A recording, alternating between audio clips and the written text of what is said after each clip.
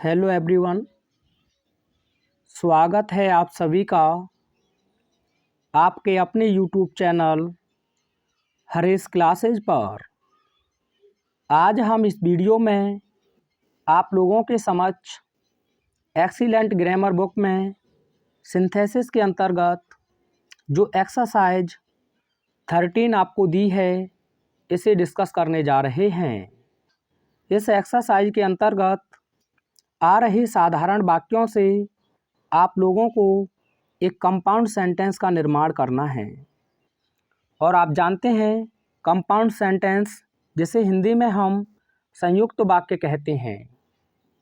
तो साथियों, इसमें दो क्लॉज होते हैं। एक होता है आपका प्रिंसिपल क्लॉज और दूसरा होता है कोऑर्डिनेटिंग क्लॉज। दोनों क्लॉज अपने आप में इंडिपेंडेंट होते हैं, यानी कि स्वतंत्र होते हैं, लेकिन कोऑर्डिनेटिंग क्लॉज एक कोऑर्डिनेटिंग कंजंक्शन से जुड़ा होता है।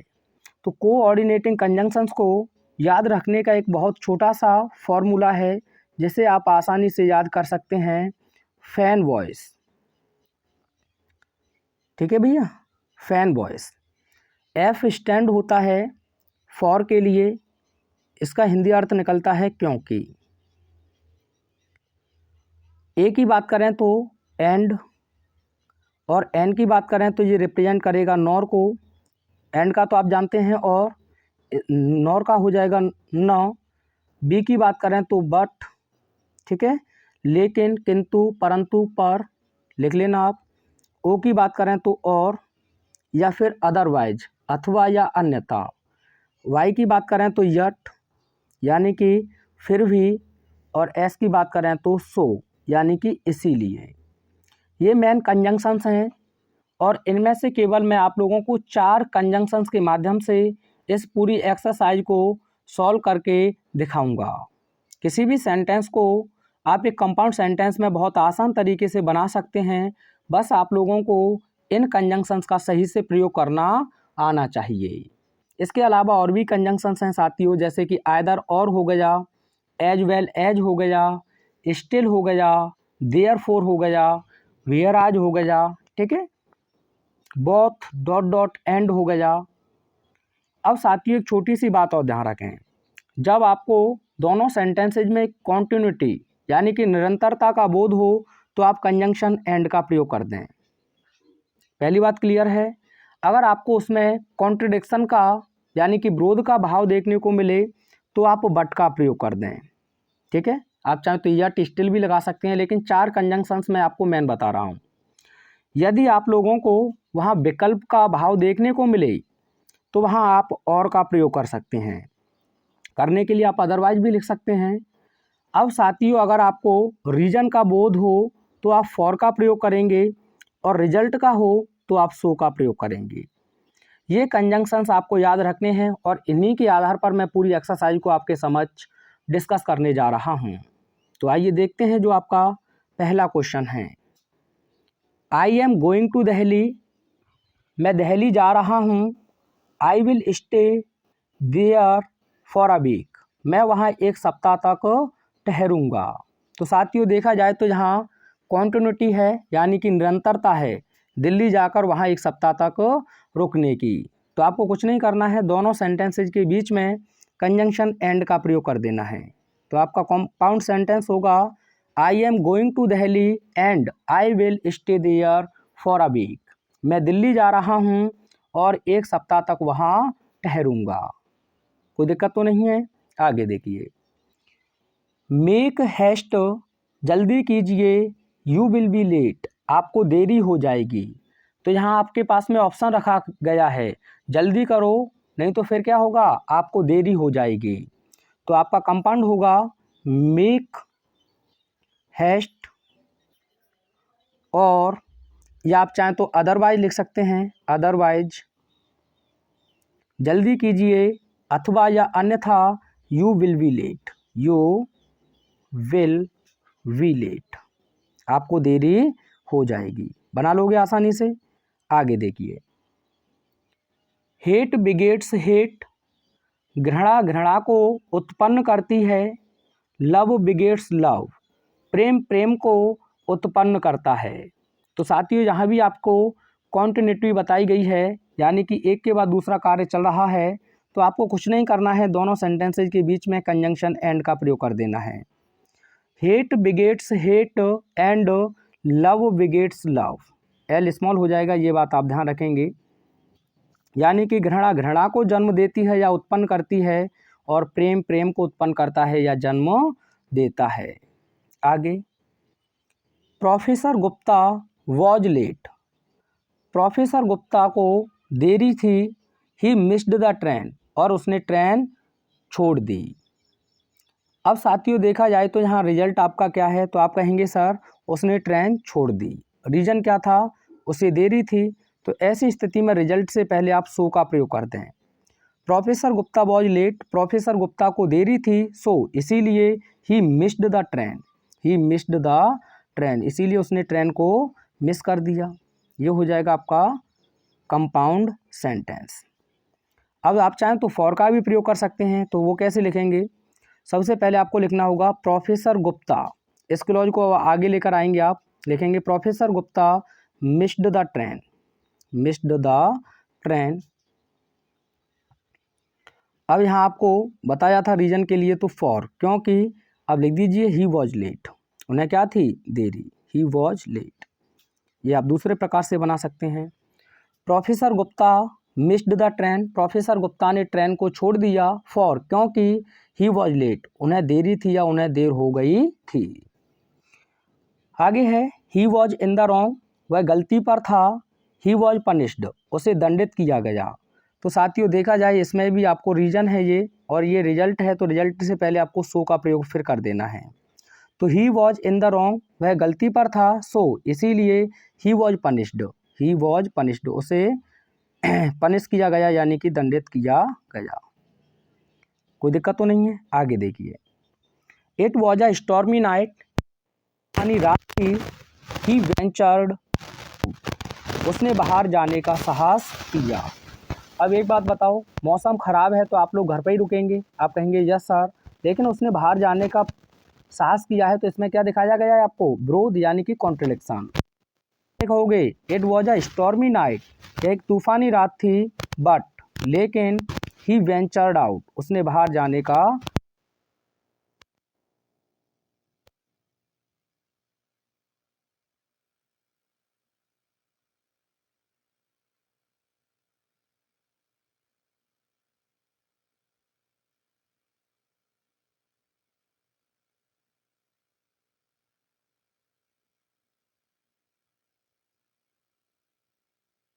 ही ड्रू हिज स्वॉर्ड, उसने अपनी तलवार खींची, एंड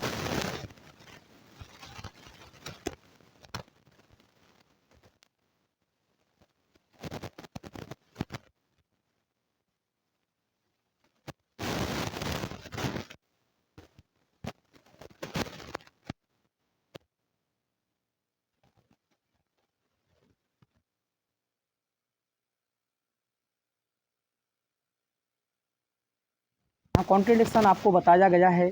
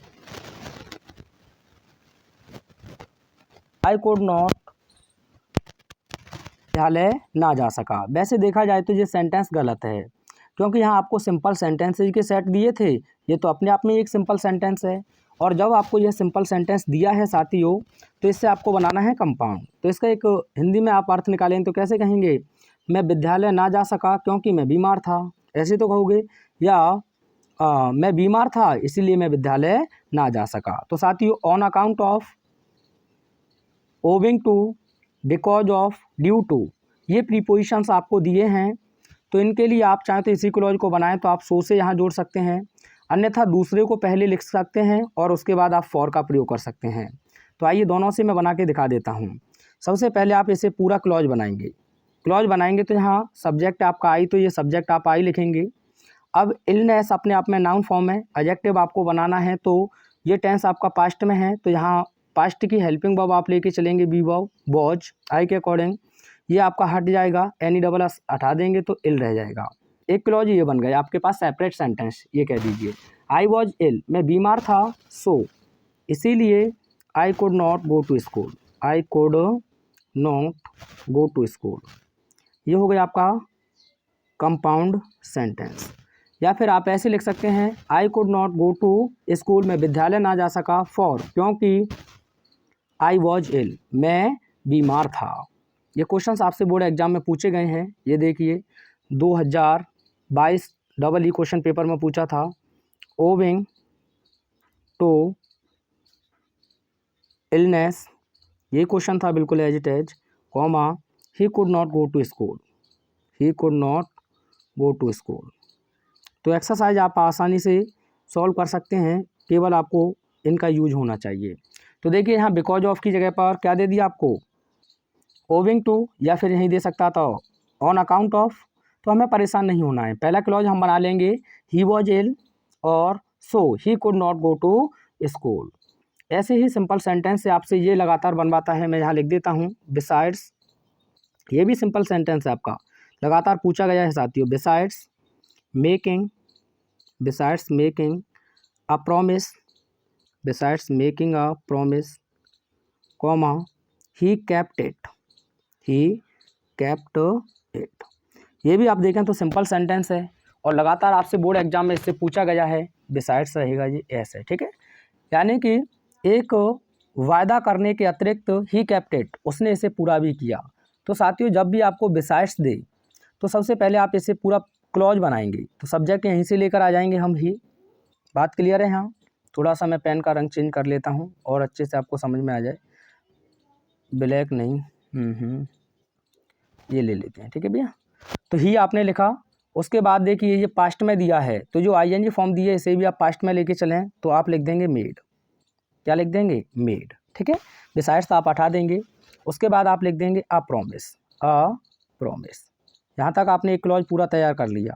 कॉन्टिन्यूटी है तो आप एंड का प्रयोग कर सकते हैं, एंड नहीं तो आप एज वेल एज का प्रयोग कर सकते हैं। किसका प्रयोग कर सकते हैं? एज वेल एज का।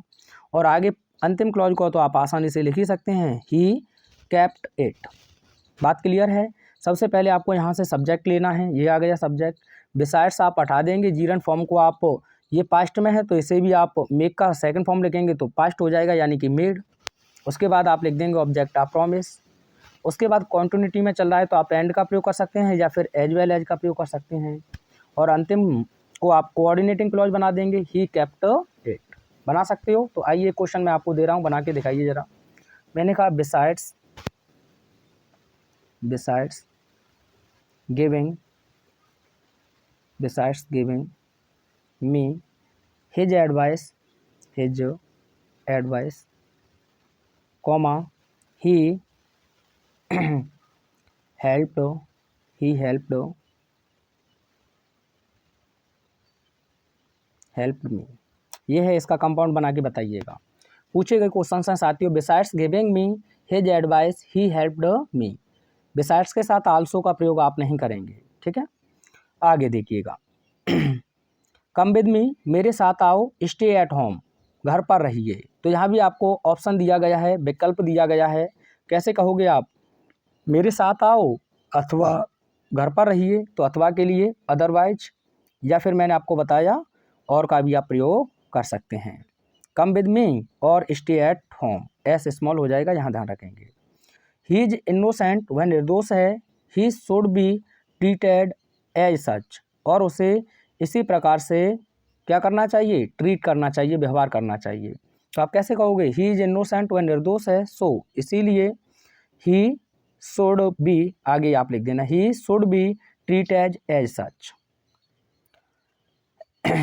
आगे देखिए, राम इज वाइज, राम बुद्धिमान है। राम इज जेंटल, वह सज्जन है। अब ये मत कहना कि सर यहाँ ऐसा करें कि हम दोनों को एंड से जोड़ दें, तो ये गलत हो जाएगा, क्योंकि एंड अगर दो फाइनाइट वर्ब को जोड़ेगा तभी कंपाउंड बनेगा। अगर यह दो प्रोनाउन, दो नाउन, दो एडजेक्टिव, ठीक है, इन्हें जोड़ेगा, केवल ये कह सकते हैं दो फाइनाइट वर्ब को छोड़ के किसी को भी जोड़े, तो वह अपने आप में एक सिंपल सेंटेंस बनेगा। तो आप चाहें तो ऐसे लिख सकते हैं, Ram is wise and he is gentle, he is gentle. ये आपका आंसर हो जाएगा। अब आप कहेंगे सर राम क्यों नहीं लिखा, क्योंकि राम है तो उसके लिए हमें प्रोनाउन लिखना है। अगर इससे नहीं बनाना चाहें तो आप ऐसे लिख सकते हैं, Ram is wise as well as gentle. Ram बुद्धिमान के साथ साथ सज्जन भी है। आगे देखिए, ही इज इंटेलिजेंट, वह होशियार है। ही इज नॉट प्राउड, उसे घमंड नहीं है। तो यहाँ भी कॉन्ट्रडिक्शन है। अब कॉन्ट्रडिक्शन है तो आपको पता है किसका प्रयोग कर सकते हैं आप, बट का प्रयोग कर सकते हैं। तो कैसे लिखेंगे, ही इज इंटेलिजेंट, वह होशियार है, बट लेकिन ही इज नॉट प्राउड, लेकिन उसे घमंड नहीं है। ठीक है भैया, आगे देखिएगा।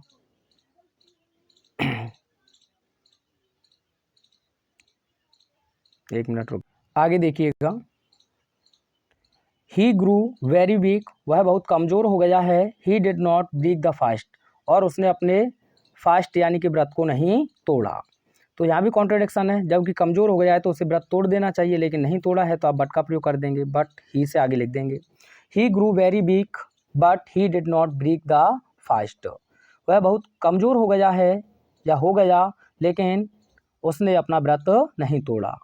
आप कह रहे होंगे सर यट, हाँ बिल्कुल लगा सकते हैं, कोई दिक्कत नहीं है। आगे देखिए, आई मेट मोहन, मैं मोहन से मिला।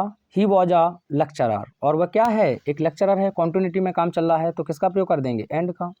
आई मेट मोहन, मैं मोहन से मिला, एंड और ही वॉज अ लेक्चरर, वह क्या है, एक लेक्चरर है। द राजपूत्स वर विक्टोरियस, यानी कि राजपूत विक्टोरियस थे यानी विजेता थे। दे वर ब्रेव, वे बहादुर थे। तो आप हिंदी में कैसे कहोगे, राजपूत विजेता थे क्योंकि वे बहादुर थे। तो क्योंकि के लिए आपको पढ़ाया गया है फॉर, आगे दे स्मॉल हो जाएगा टी, ठीक है। दे वर ब्रेव, भाभी खांगी भाई। आगे देखिए, आई विजिटेड दिल्ली, मैं दिल्ली गया। It is the capital of India, यह भारत की राजधानी है। तो आप कैसे कहोगे, कॉन्टिन्यूटी में कार्य चल रहा है, मैं दिल्ली गया और यह भारत की राजधानी है, पूरा लिख देंगे। I visited Delhi and it is the capital of India. आगे, ही इज रिच, ये भी आपका बोर्ड एग्जाम में पूछा गया क्वेश्चन है 2024 में। ही इज रिच, वह धनी है। ही इज नॉट कंटेंटेड, वह संतुष्ट नहीं है। तो साथियों धनी है तो संतुष्ट होना चाहिए, लेकिन यहाँ विरोध बताया गया है, और विरोध बताया गया है तो आपको पता ही है किसका प्रयोग करना है हमें। आप कहेंगे सर या तो यट का प्रयोग कर सकते हैं या फिर बट का। तो कैसे लिखेंगे, ही इज रिच यट या but he is not content. ठीक है भैया, आगे, आई ट्राइड माई बेस्ट, मैंने अपना सर्वोत्तम किया। आई कुड नॉट सक्सीड, मैं सफल ना हो सका। तो हिंदी में कमेंट कीजिएगा, मैंने अपना सर्वोत्तम किया फिर भी मैं सफल ना हो सका, फिर भी, यट या still. I tried my best yet I could not succeed. आगे देखिए, बट का भी प्रयोग कर सकते हैं। स्पीक द ट्रूथ, सत्य बोलो। You will be respected by all, और आपको सभी के द्वारा सम्मानित किया जाएगा। तो क्या कहोगे, सत्य बोलिए और आपको सभी के द्वारा सम्मानित किया जाएगा। तो एंड से जोड़ दीजिएगा।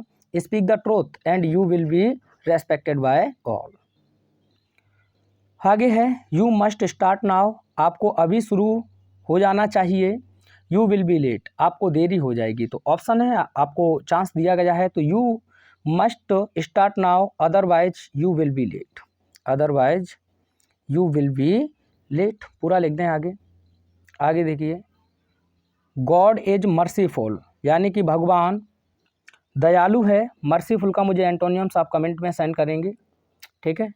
ऑप्शन मैं दे देता हूँ आपसे, काइंड 2022 REE में पूछा है, पिटीफुल दे देते हैं पूरा, या फिर दे देते हैं आपको क्रूअल। इनमें से कौन सा आंसर होगा एंटोनियम्स के रूप में, आप ये मुझे बताएंगे। अच्छा, क्रूअल का फिर सिनोनियम्स का होगा, ये मुझे बताना, ठीक है। आगे देखिएगा, तो भगवान मर्सीफुल है यानी कि दयावान है। ही फीड्स इवन द हेल्पलेस, वह असहाय लोगों को भी खिलाते हैं। तो भगवान दयावान हैं इसीलिए, तो आप यहाँ सो का प्रयोग करेंगे, सो ही फीड्स इवन द हेल्पलेस। आगे देखो, एवरीथिंग डिकेज, प्रत्येक चीज़ें समाप्त हो जाती हैं। बुक्स सर्वाइव, और किताबें जीवित रहती हैं। तो यहाँ भी कॉन्ट्रडिक्शन बताया है। एवरीथिंग डिकेज, प्रत्येक चीज़ें समाप्त हो जाती हैं। वेयर आज, यही बताया गया है आपकी बुक में, लेकिन मैं चाहूँगा आप लगाएं क्या, वट, लेकिन बुक्स सर्वाइव्स, बुक्स सर्वाइव्स, ये लिख लेना आप लोग। आगे देखिएगा, that creature may be a fish, यानी कि वह जो जीव है वह एक मछली हो सकता है। It may be a serpent माने होता है सर्प, एक तरीके से रेंगला। It must be one of them, यानी कि इसे इनमें से किसी एक को अवश्य होना चाहिए। तो सबसे पहले आप क्या लिखेंगे, द क्रिएचर, यानी कि उस क्रिएचर को, इसमें से हमें केवल यहाँ मस्ट बी का प्रयोग करना है। तो सबसे पहले आप लिखेंगे दैट, एक बार मैं सही से लिखूंगा क्योंकि जगह चाहिएगी। सबसे पहले आप लिखेंगे दैट क्रिएचर। आगे आप इसमें से केवल मस्ट बी का प्रयोग करेंगे, इन्हें हटा देंगे। क्या लिखेंगे, मस्ट बी। अब यहाँ आपको डाउट है तो आइदर और का आप प्रयोग करेंगे, तो आप चाहें तो और का प्रयोग कर सकते हैं। हाँ, that creature must be a fish और अ सरपेंट, ऐसे भी आप लिख सकते हैं, अ फिश और अ सरपेंट। ये आपको ऑप्शन में दिया था, तो इसलिए आप और का प्रयोग कर दें, ठीक है। यानी कि वह जीव एक मछली या फिर एक सरपेंट, यानी कि सर्प हो सकता है। अगर आप चाहें तो आइदर का भी प्रयोग कर सकते हैं, that creature must be either a fish और अ सरपेंट, ऐसे भी बना सकते हैं। आगे देखिएगा,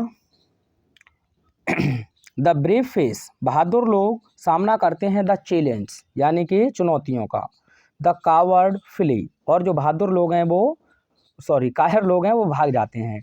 बहादुर लोग चुनौतियों का सामना करते हैं और कावर्ड फ्ली, और जो कायर लोग हैं वो भाग जाते हैं। तो आप चाहें तो यहाँ भी बट का प्रयोग कर सकते हैं, कॉन्ट्रडिक्शन है।